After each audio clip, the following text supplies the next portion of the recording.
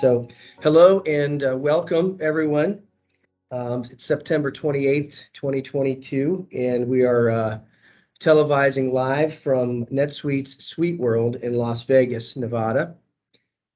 My name is Andy Park.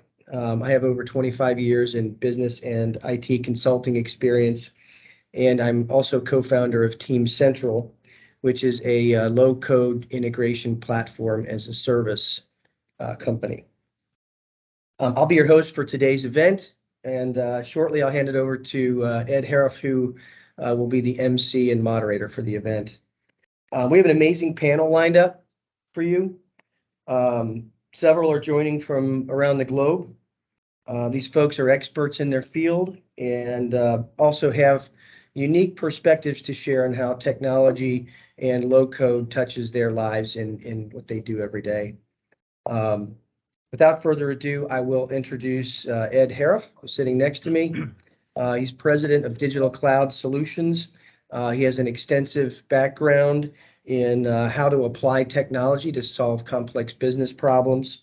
He's also a low-code evangelist.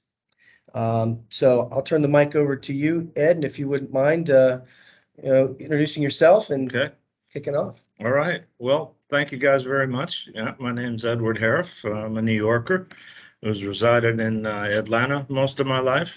Atlanta, big technology capital of the South, one of them. But involved, just blessed being in the technology space since '89 and working internationally. Right off the bat with a German and Manchester-based UK development group. And it's just has been what a tremendous experience of the evolution of the in our lifespan of technology, from the mainframes to the PCs to the cell phones to ERP affordable in the business community. And as you go through all of those things, that's what's kind of led me to the no-code trends. I've heard about it forever, and we heard about the cloud, a decade ago, 15 years ago. But it's come into its own. And the past year I've spent, working with companies and universities like gentlemen that I'll introduce you to in a minute. And just, what is it? And how is it? Because everybody's got that perception of well, it's been around a while and those kinds of things. And it's like, well, how does it apply today? And is it real, or is it philosophical? And so I jumped into that. And with my network, I've got thousands and thousands of contacts around the world that I've built relationships with, just because I love technology and I love helping companies, and I really appreciate Team Central putting this together and letting me reach out to all of you guys, and I can't thank you enough for being here. So enough about me. And so I'm going to go down the list here, and what I'd like you to do is introduce yourself and your company, a little bit of your bio, and then touch on what does no code, low code mean to you in any capacity that you would like to highlight, whether it's something that you've actually implemented, done, seen, what have you. Okay, so we'll begin with A, and I'm pleased to introduce you to Adam Shapiro. Hi, good day, everyone. Adam Shapiro from Autopilot Workflow Solutions. And 1 minute to brag, we've just finished the Microsoft Partner Awards, and we managed to win an amazing award for the new ISV Partner of the Year in South Africa. So yeah, really proud of that achievement. So Autopilot is a low-code workflow automation tool. We handle internal workflows within organizations, and then help organizations onboard new customers, new employees, and new vendors. And more recently, we've integrated into Teams, which has been an absolute winner for us and for our clients.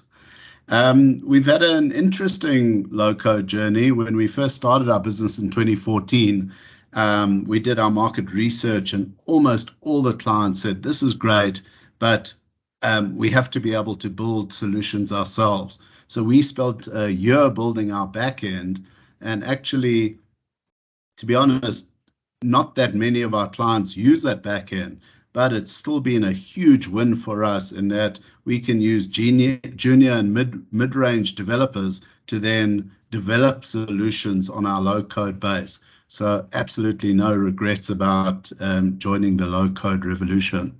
And we're really excited to speak here today. Congratulations. Thank you, Adam. Good. And next, of course, I lost my list.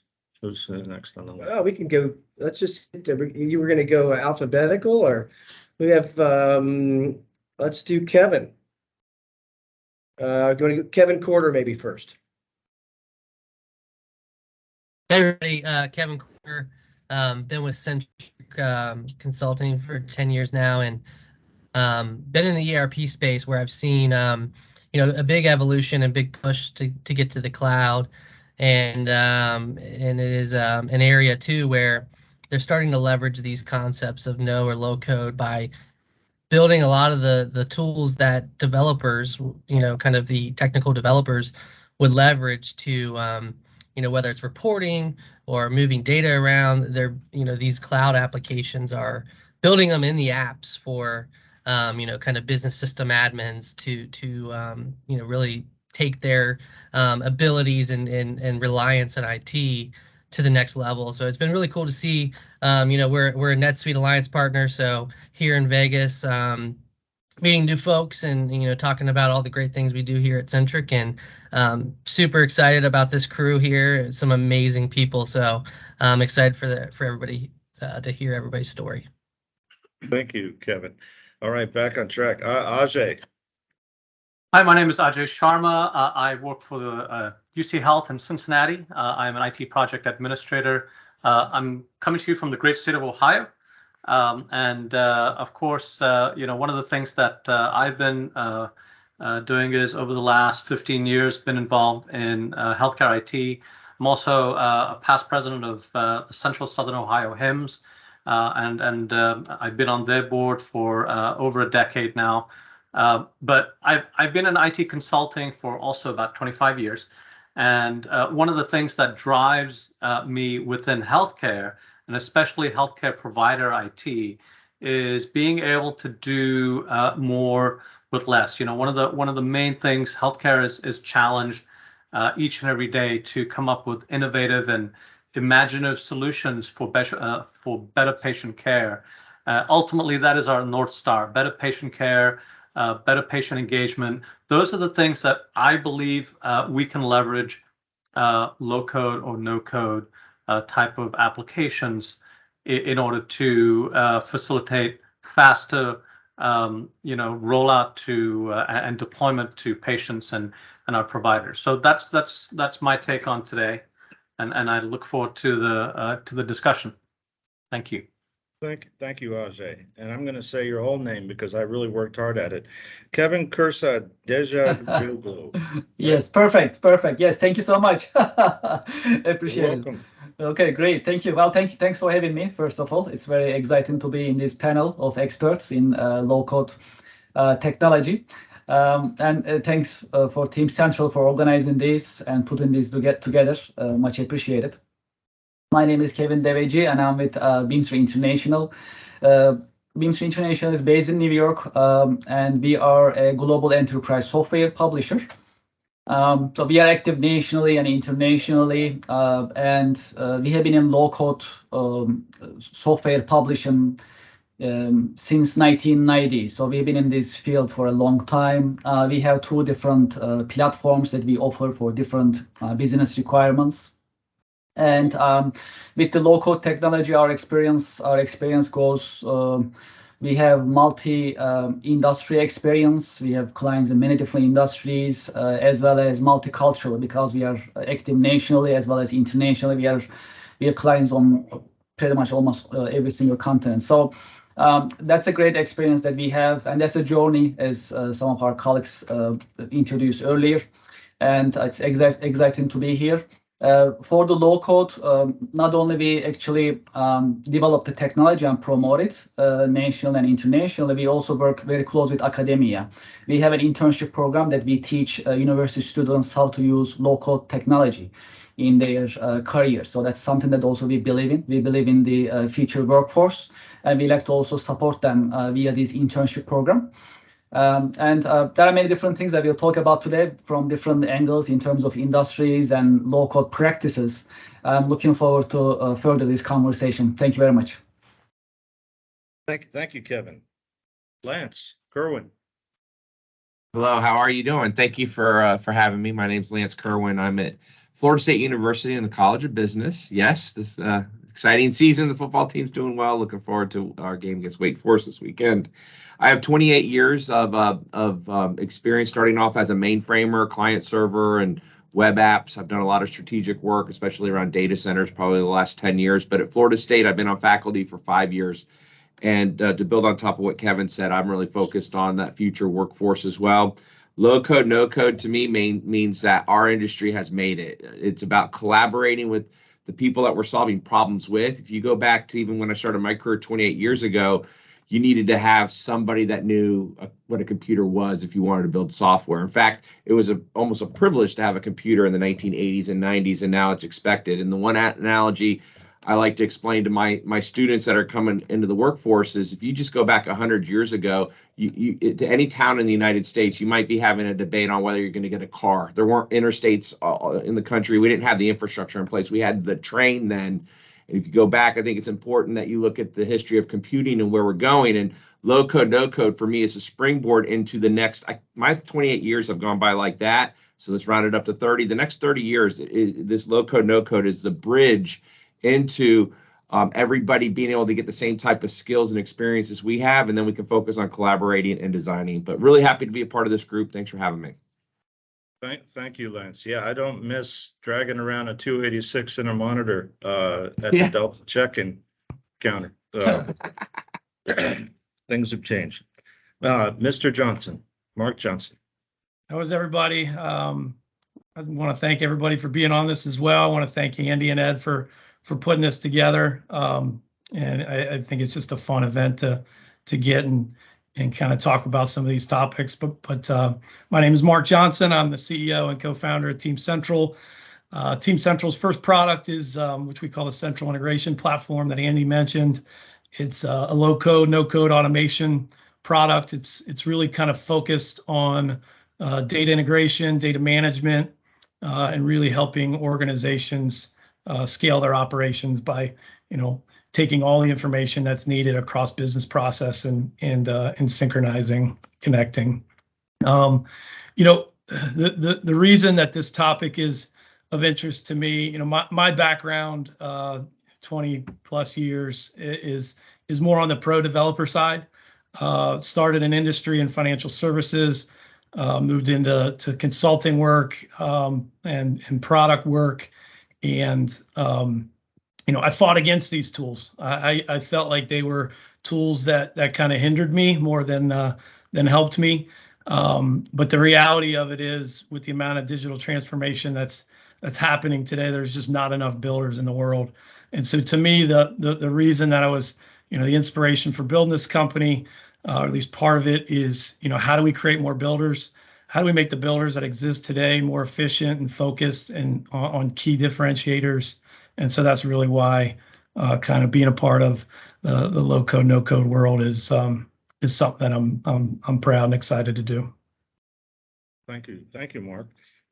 Michael McCulloch, Amtrak, which we thank you for keeping the rails going. So we do what we can.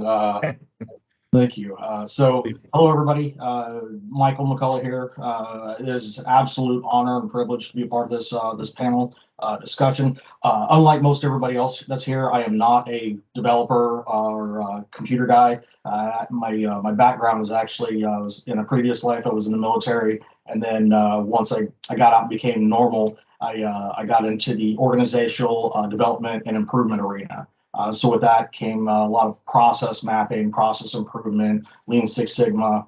And the one thing that I always noticed was, it's like if we could just, in trying to hash out or improve this process, if we only had this one tool or this one thing that would just get us over the edge. And up until about 10 years ago, you know, the citizen development wasn't as available as it's starting to become. So the way that I kind of look at citizen development and how we've used it at Amtrak is it's much more than building a neat app. You know, if you have a bad process, but you build an app to support it, you have a very efficient way of doing something poorly.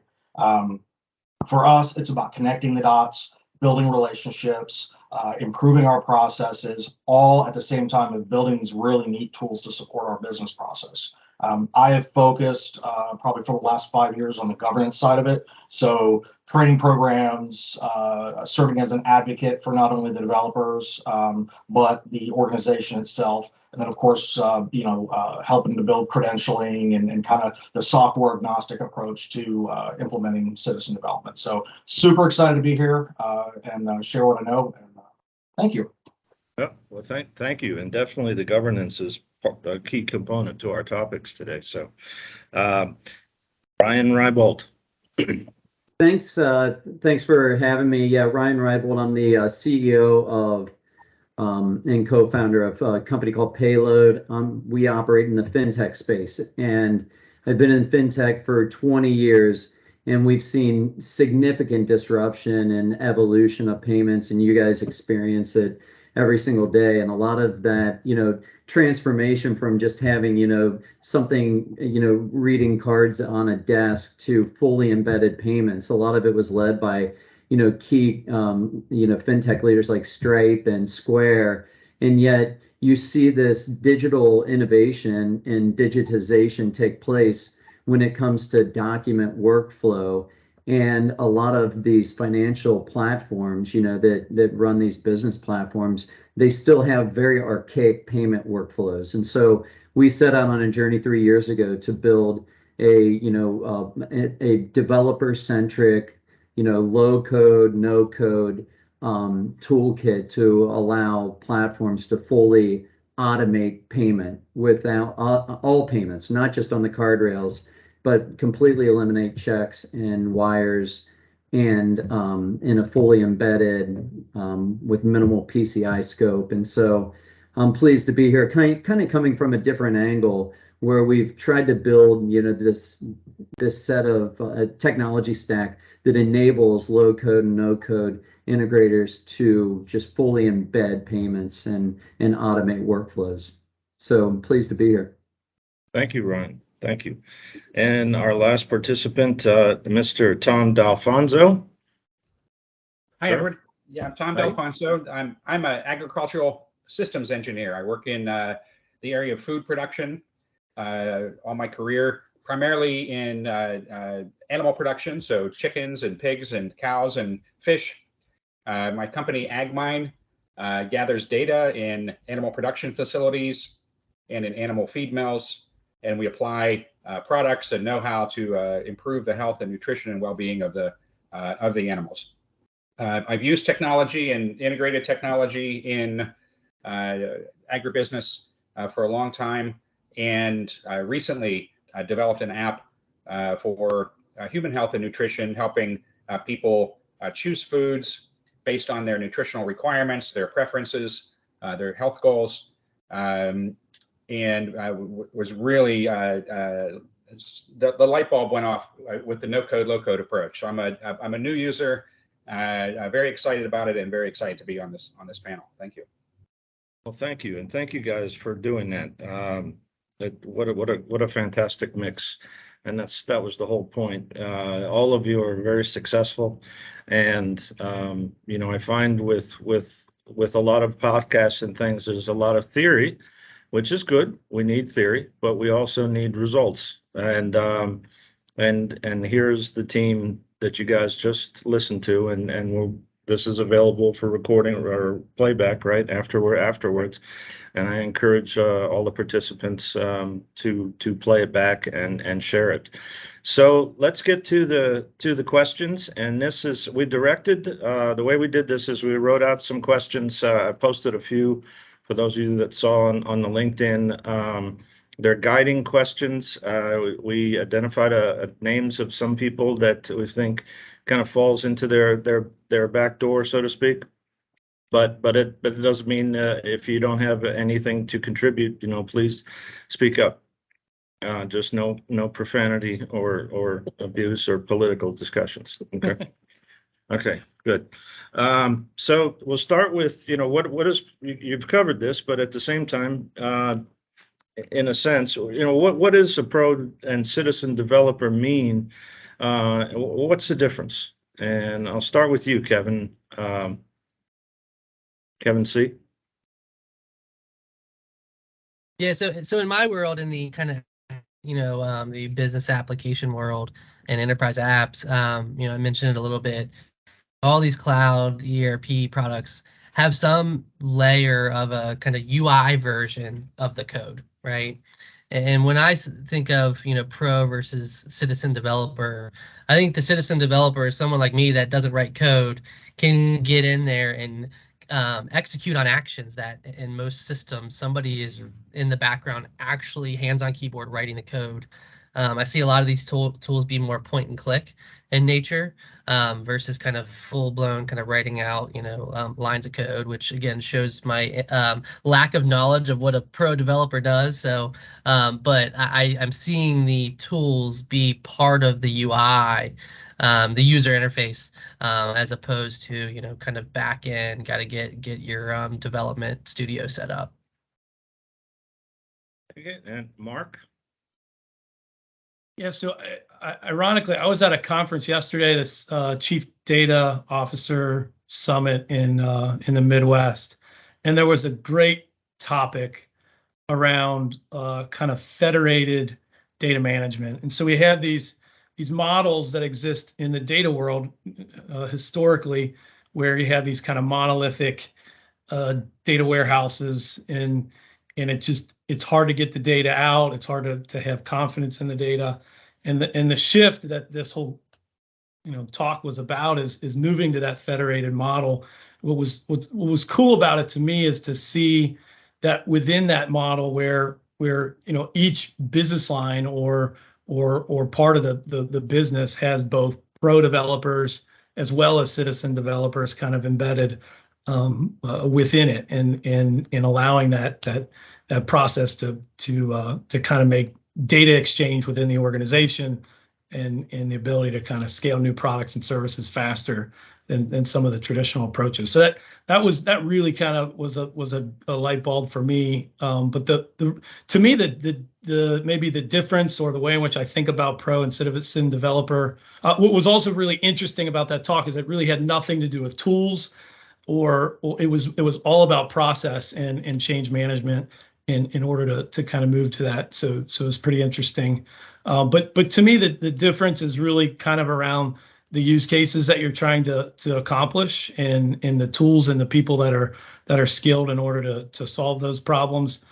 Think about the products themselves kind of on a spectrum, based on the level of control that the user has. So pro tools are going to have less levels of abstraction. You're going to have more control at lower levels, whereas citizen tools or at least, and a lot of them they exist today, there's higher level of abstraction and less control.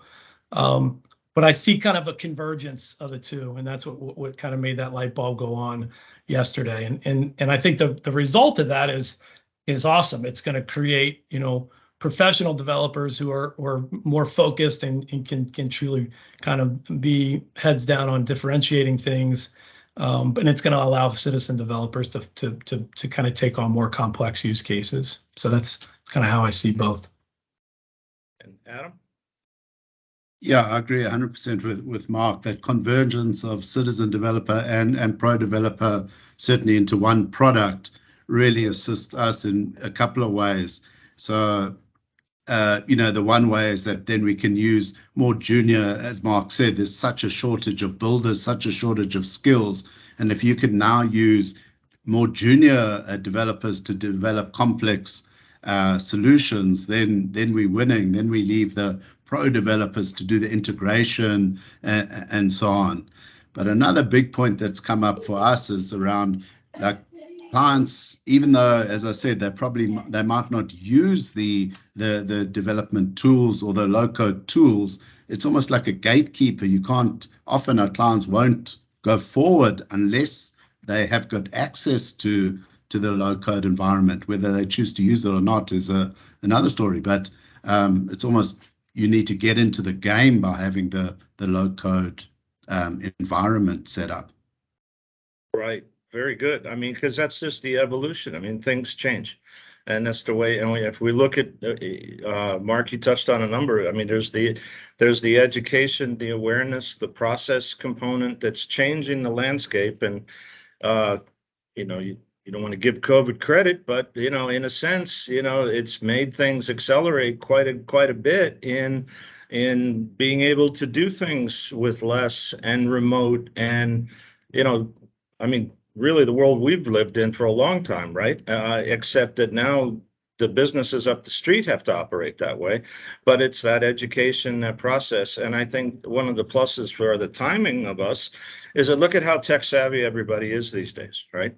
How impatient they get when they download something and install it, and it isn't like this. You know, when we grew up, downloading and installing something, what? Are you kidding, right? You know, they're just elevated.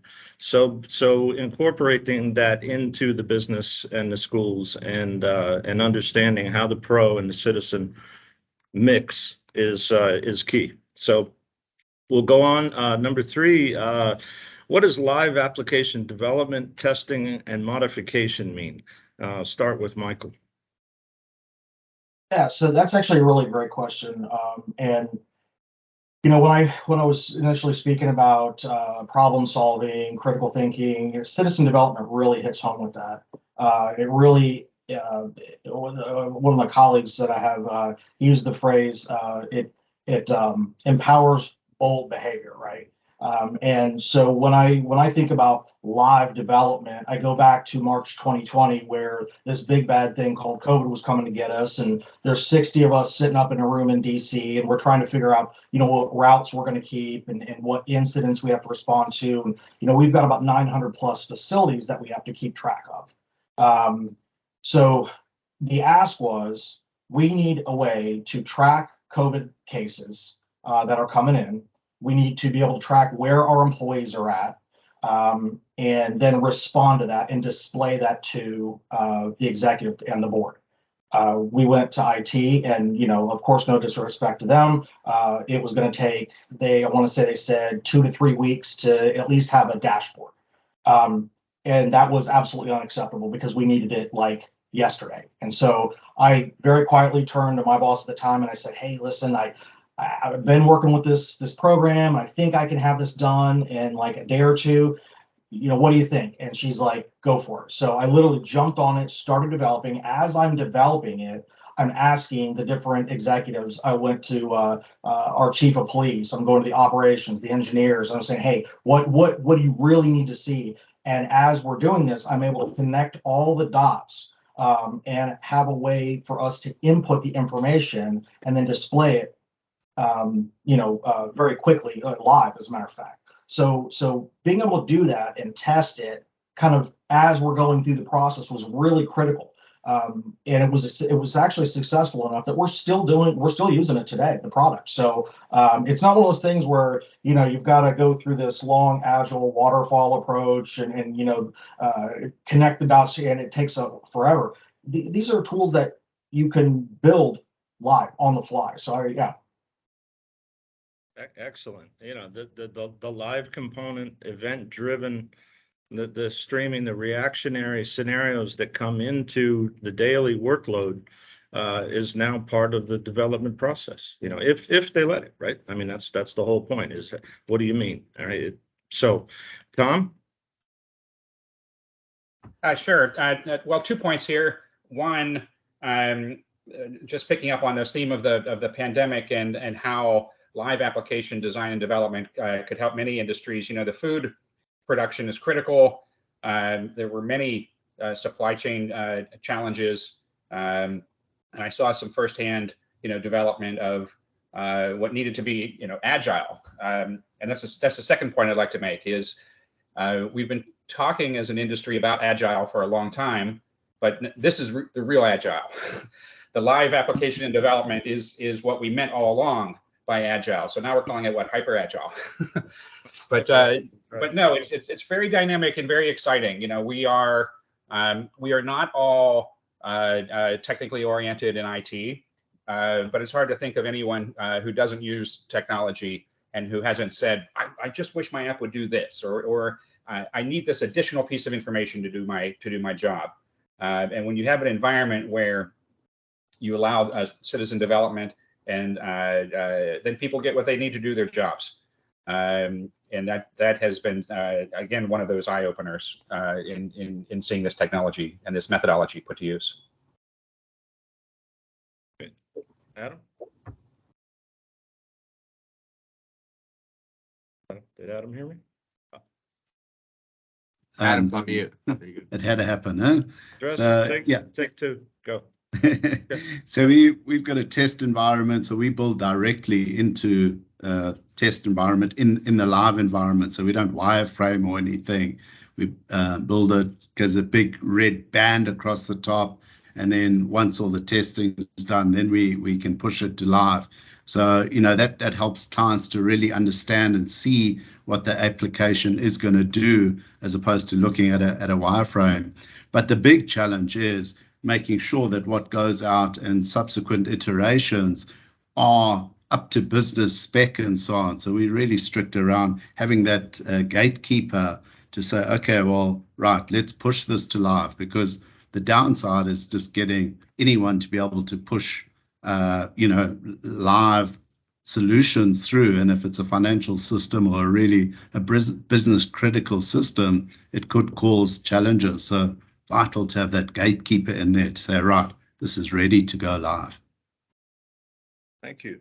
And Lance, of course, live is in class by the end of the day, right? That's about as live as it gets, right? It's fascinating. So I teach systems analysis and design, and it's based on the traditional SDLC, which is a great baseline methodology on how to build software. And I think it's important to at least understand the tasks and process of building software. But, you know, just to kind of summarize, we've gone from SDLC to, the 70s and 80s to object-oriented computing, which led into the client server tech in the 90s. And then agile, like Tom said, hyper agile and extreme programming. And now we have no code, low code in live. And we spent a lot of time teaching professionals how to capture the business need, how to document it as a requirement. You had the functional, non-functional. It was complex. Our process is complex. Like I just want my car to work. I don't want to understand the engine. I just don't. I want it to be an awesome car. So now we're at a point to where now we can really have conversation around design. Everyone's a designer, regardless of their background. People design things in general. And that's what the live application does for us, is it gets us right to the design. I think it allows us to accelerate our go-to-market and identify and generate value. Instead of saying, here's the business need, here's the requirement to achieve that need, I think now we can sit with our business constituents and say, what is the value of even creating this? And we all have the experiences of building systems, and the IT person has all these functions in there, and it's like, I don't need those, but I need this. Well, we can talk about this now in a live environment, and then the testing and modification, it's happening in real time. So to your point, Ed, we're talking about 8 hours. The last thing I'll say is when I got my master's in MIS in 2006, heard a lecture that back in 2006, the Google model was like, you'd get a requirement at the water cooler and be expected to have it in production by the end of the day. I think it's by lunch, by the evening. I think it's even faster than that now. And low code, no code gets us there. Excellent. So let's go to number 4, no code, low code. It's been around for years. What's changed? What's that's causing its development and implementation to accelerate? We've heard a lot of points already, but expand on it any way you feel. I got Michael. Sure. It's funny. I think we've been in this mentality of for ages, we know that we've needed to improve our business models, how we react to the evolution of business and the speed in which it's evolving. The fact that we've been at work in person for a long time, I think it's really stifled that change because that's what we're comfortable with. You know, we have paper-based forms and handshakes. And if I'm reluctant to do this, but if I give COVID credit for anything, I'd like to say that it pushed the way that we do business up 5 years, and it's really made us take a step back and go, okay, business operates so quickly. We are a hybrid workforce now. We have to have the essential tools to go out and do our job. So, you know, it's you either evolve or you die as a business. And I think citizen development has really found its niche, its place in our current work environment. Okay. Lance? Yeah, I want to build on that, and I think Michael's right that the pandemic did accelerate the business by 5 years. I think that's a great number actually. And so when I look at the next generation workforce coming in, and these are 20 to 23-year-old professionals in a classroom, and they don't have any concrete experience, but yet I tell them, you're a technologist, you have your mobile device, you know how to download an app, and many of you have ideas and you go code, and because you're able to almost leverage technology that already exists in terms of objects. So there's always search in most applications. You're presenting data, and now what I like to do is say, but let's get into how humans make decisions. Like, what does that problem solving look like? And we have a bunch of different industries represented here, and I know we're going to dive deeper into some of the questions that we have on board. I'm fascinated with what information people need, and how does low code, no code enable getting that information faster and smarter. I agree. Like we don't have to be like, we're here virtually. Although I really did want to go to Vegas, Ed, when you called me up. But aside from that, I mean, how cool is it that we can come together right now for this hour, share ideas, promote this out, and then we continue to collaborate. We're going to grow a lot faster. So I just want to kudos, Michael. I'm with you. I think the pandemic did accelerate how we do business by at least 5 years. I like your point there about, I mean, I've heard different terms, fireside chats. I have this image of 6 kids, 20-year-olds, right? In a room all looking at this, but they're like, did that work? And they're talking back and forth, and they don't even know that they're actually executing an implementation plan by finding out all the terms that we use. They don't think anything about it. I got Mark, you want to contribute?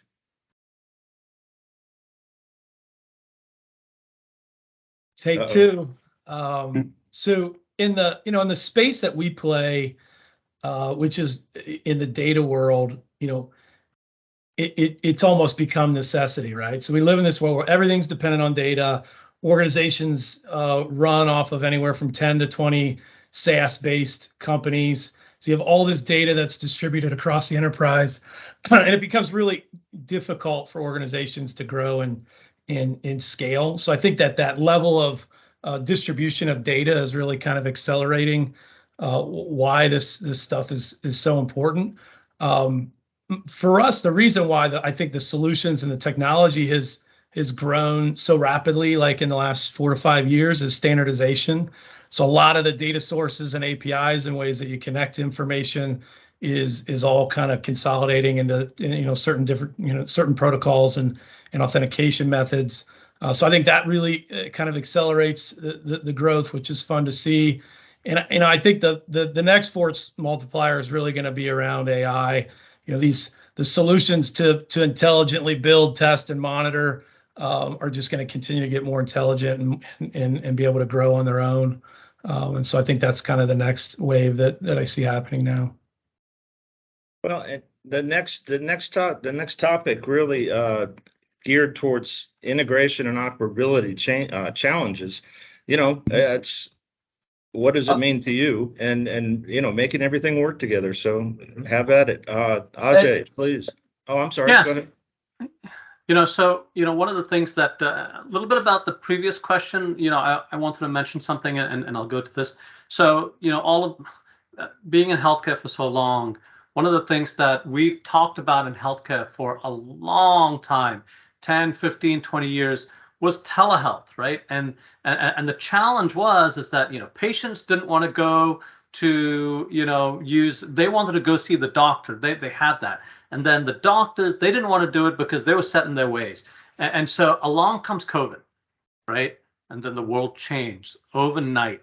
And so here we are. We don't want to go out. We're stuck at home, right? We don't want to go out. And the doctors are like, okay, we need to they realize they may not get paid if they don't have appointments. So they're now incentivized. So they will start reaching out and going, we need to make sure we have a solution quickly. And so telehealth was one thing that, changed overnight. I mean, telehealth went 10, 15 years into the future, for all of us in healthcare. So healthcare IT really, really, went to the future. One of the things that, again, a low code solution that we tried out, throughout the initial months of the pandemic, one of the things that we saw was we needed to make sure we're trying to save PPE, and physicians going into ICUs, they would have to then come out, they'd have to change, they have to put on new PPE, et cetera, and then have to go on. So one way to be able to do that, we started developing a low-code virtual rounding solution, and that was a big change, and we did that literally overnight, and that was something that really had a practical solution to something, and it was, I have never seen agile work the way it is in healthcare than it happened. I mean, everybody in the organization, whether it was mine or anybody else's,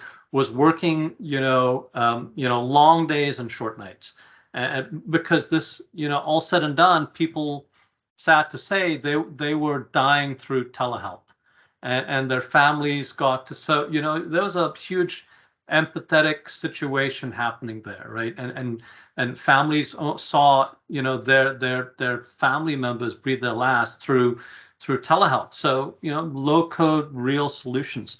The challenges that healthcare has in terms of integration, a lot of these point solutions, these smaller organizations, they feel that integration with the EMR is a huge lift for them. And so I remember one particular vendor said, well, it's on our roadmap. We can probably think about it over the next 2 years. And I'm thinking, that's an opportunity for a low code solution, and so that is something definitely that, we have seen in real life. One of the things that, challenges for us is a lot of times we'll have vendors that, their presentation doesn't match the reality that we sometimes see. I see some of you nodding your head. You've gone through that before, right? And so that's the challenge, because we're trying to, when we finally get the solution, maybe somebody in operations has worked on it, we realize there's more work for us than met the eye. And so, I mean, typically those challenges that you see every day, HL7 is used in medical coding for sending messages from point A to point B for all your your patient information. So anytime you log into your phone app, you see that, and you're interacting with your physician. That's a lot of that is done through the HL7 code. So I mean, those are the things that I think low code and no code can really make a difference, and move healthcare by leaps and bounds. Just like that, just like the initial days of the pandemic, that taught us how to be agile, and had everybody together. Hey guys, I just want to be upfront with you. I can see that we have technically 16 minutes to go, and we've got 6 questions to go, and I could talk about the same one for the next hour, but I know that we can't. I want to hit that. But we can have other ones, but I think we'd just go through as many as we can here. So Ryan, can you add to what Ajay was talking about?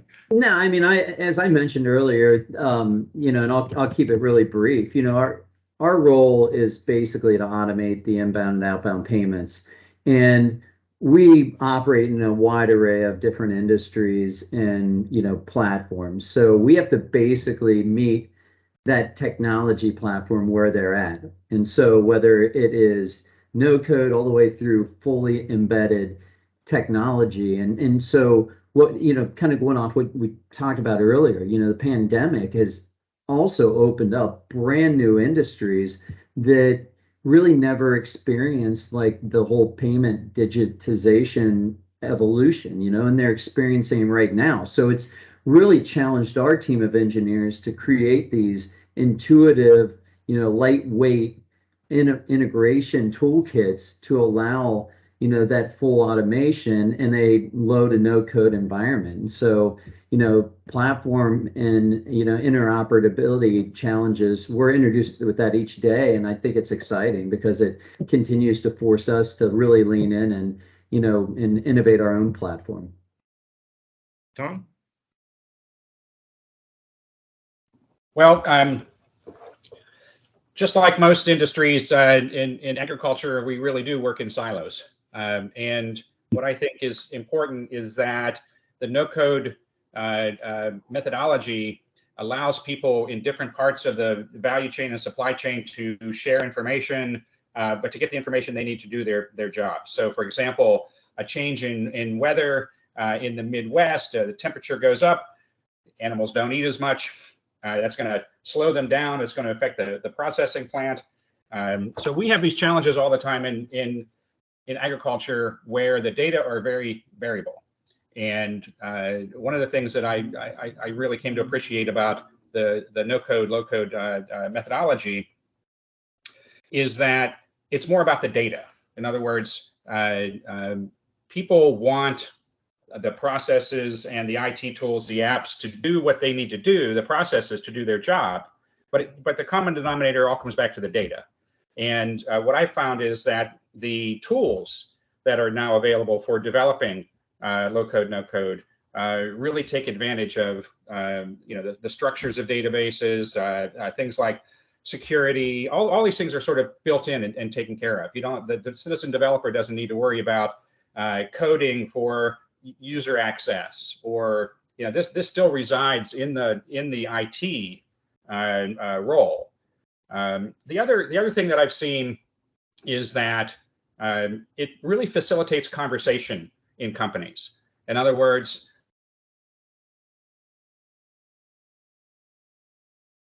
we're creating a culture, an environment where people are sharing the information they need to do their jobs and getting the things they need faster. This changes the culture in companies where the old way of doing things is to go through a long process before you get the changes to the software that you need. So I don't think it's necessarily any different in agriculture, but I do think we have some unique challenges in our industry. Edward? Go ahead. Yeah, hi. Just an add-on to previous ideas and comments. So we work with many different industries. So one of the expertise that we have is actually about compliance. So in addition to those industries that we talk about, we also see different examples in automotive, defense, food and beverage, energy. These are heavily regulated industries when we think about it. And compliance is actually changing. So change is part of the business process that we've been talking about. And that is one of the advantages actually of the low code in terms of compliance as well. It is because compliance may change for food and beverage, it may change for pharmaceutical, it may change for automotive. And these change reflects on the business processes. And any business process, in simple terms, consists of forms and the flows, right? The form is where we put together the data, and flow is how to get the job done, the step that we need to take. We basically digitize and automate that process. So now, just like mentioned earlier, any quality manager or compliance manager right now just simply roll up their sleeves, and with the drag and drop environment, they can put together those forms. If the form already exists, they can actually reflect those changes based on the compliance requirements on the form, and then the flow as well. So that's another thing. So there is no IT support needed. There is no big software project needed. Just what needs to be done. Roll up your sleeves and then put your hands on the system and drag and drop. Basically, no code needed. So that's that is actually a revolution if you think about it. And what low code actually provides is actually that freedom actually sets professionals free in terms of putting things together for business process digitization and automation. And it is also a great advantage for leaders of our times when we think about it. Because just briefly, I'll just mention, because of COVID, things change a lot. We talk about remote work, hybrid work, as well as the shortage in workforce. So now we need to focus on things that's really important for the company, and we need to automate as much as possible. This automation actually, literally, we can put these things on the low-code environment that we see in compliance. Managers do it, quality control associates do it. They are not engineers, basically. They are just putting their hands on the system, and they make it happen. As well as even junior level, entry-level employees who just join the workforce, they can do these things quickly and automated. So that's a great advantage in this day of age for any company. Good segue. Next question. Building more with less. So thank you. But I was thinking about you, so that you got it. But building more with less, I mean, when for a long time that was almost a negative connotation of something that the company wasn't doing well, that we've got to pull it together. But that's not the case, really.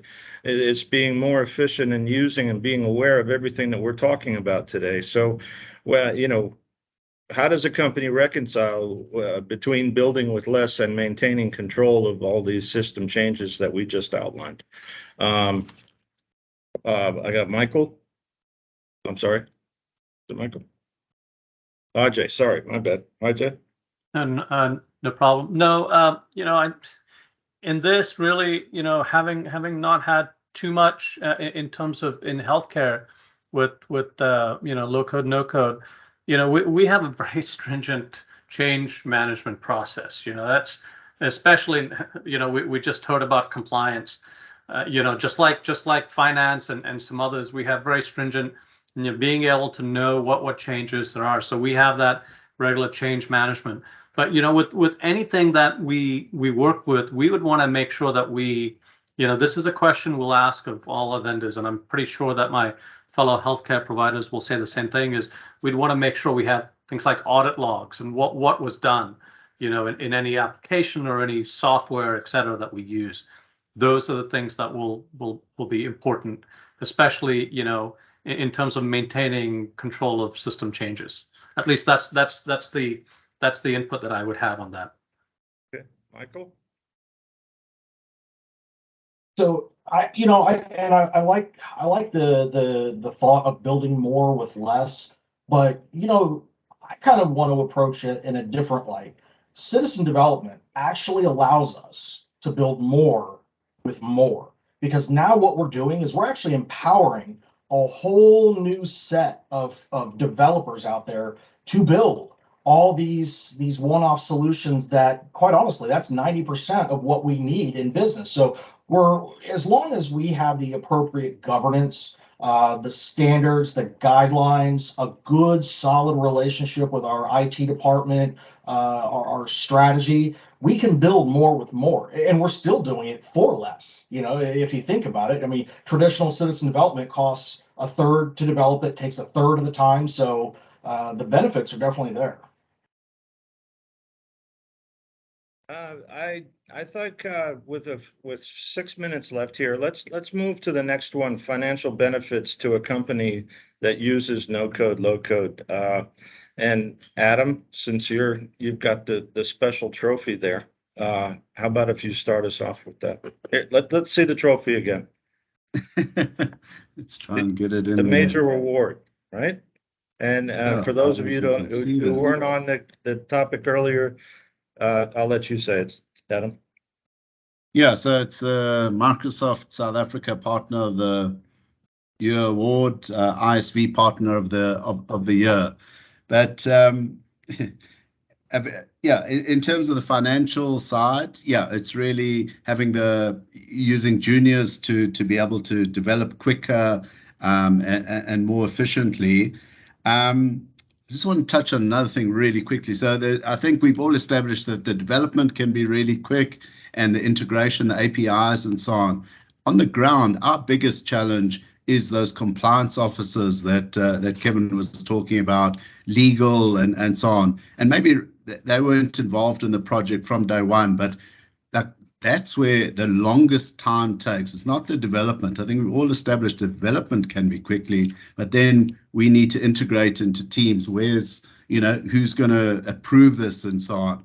And if that was sped up from the beginning of a project, that would really help us to develop a lot quicker. So it's just a on the ground practical challenge that we have to rolling out a project really swiftly. I think, yeah, that's another this topic here, we could take and expand on this in other discussions, because you got the financial benefits of the corporation that is trying to produce the feed and the food and is having to deal with all the compliance and the labels and the raw materials. And then there's us, right? That are trying to do the implementations and the development, and so we're both, there's financial benefits to both. And Adam, my bad. Lance, maybe you could talk a little bit about that in regards to the education world and what you guys are sharing, in the class, why am I learning this? What is this going to do for me when I get out? Yeah, I think it's going to help somebody that gets a degree in computer science or MIS to really develop that business acumen to one, even care about costs. I try to explain cost center, revenue center, and I do come back ultimately to the value, but the financial benefit at the end of the day is you're more what the tasks that a traditional IT professional would do is now being transferred to the business unit. You're giving them the tool to develop their idea. Now, as an MIS person, I think our role changes. We can coach. We can focus on the other harder problems around making sure the security is always, at the top quality. We can look at the data management piece. We can look more at strategy and the tasks of having to capture the requirements and design the system go away. So the overall financial benefit, it's actually probably going to, it depends on what your technology stack you pick, what process you end up implementing. But it does ultimately, I think, integrate the business, bring it closer, and the IT function is just not out. It's not a barrier anymore. It's something that people, I think, will soon appreciate even more because they are now doing some of those tasks. I think someone even said earlier, everyone's almost a technologist in this day and age. Actually, it was you, Edward. You were talking about how this generation coming up, just the way they think already. They've had these tools their entire life, so it's already really intuitive to them. Mark? I think you would be a great asset to this question here.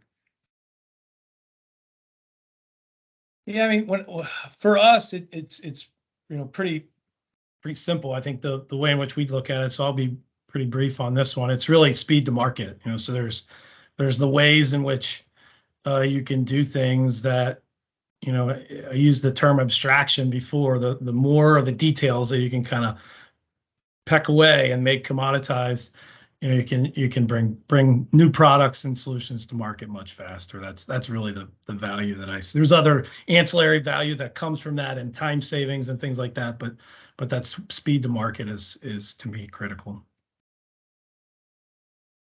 If I could just add really, I know we're at time, but just really quickly, I wanted to add. So for the folks that are actually looking for hard numbers, so I looked at, we built 4 apps to support the project managers across the enterprise. They've been used for about 4 years now. They've got an audience, end users about 1,300 folks. It cost roughly $386,000 in development time, salary to build the apps. We've returned 1.2 million personnel hours back to the company, and in process and time savings, it's been about $57 million. So I think, as pioneers, as strategists, we have to express that to our senior level folks, because again, they want to see those ones and zeros. I'm absolutely in agreement that the unmeasurable benefits are just enormous, but that's what we've been able to do as far as numbers. Yeah, that was impressive when we talked. Of course, that was for 2 or 3 hours. So. Edward, can I just give an example in terms of financial benefits? But in case we lose people, I just want to say that the questions that are here, I'm gonna read those out, and then make it available to people for them to interact with us. And I'll shoot those out to you guys, and maybe we can continue our discussions remotely and texting. But yes, go ahead. Sorry, Kevin. Yeah, no problem. Thank you very much. So, well, when we talk about business process management, let's be a little bit specific, right? So it depends on what we are talking about. Some things actually we can really measure the return on investment in terms of low code pretty straightforward. So it depends on what we do. So one of our expertise is, for example, asset and maintenance management, right? So maintenance means any asset that you have. In IT world, you have servers, you have equipment. In a maintenance, in a manufacturing environment, you have machinery, equipment. If you have fleet, you have fleet of trucks, cars, for example. You need to maintain them. And if you don't use technology, basically you keep spending and you keep maintaining them, it's hard to keep track, right? So that's what we see, for example, in terms of asset and maintenance management. Once you use the low-code technology to manage your preventive maintenance and predictive maintenance operations, you apply it in the low-code environment, you save time and you save money. And the savings are, we learn from our clients, for example, when they apply this technology, a 20% reduction in the maintenance cost, for example, regardless of what you do, right? Could be a manufacturing environment, could be a facility maintenance operations, and so on. In a manufacturing environment, one of the nightmares is actually unplanned breakdown.